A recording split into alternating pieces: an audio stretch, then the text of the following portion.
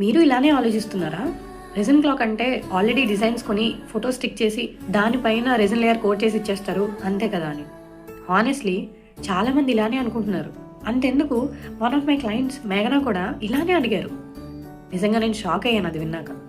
ఒక్క సెకండ్లో నా టైం, నా ఎఫర్ట్, నా స్కిల్స్ మొత్తం ఇన్విజిబుల్ అయినట్టు అనిపించింది.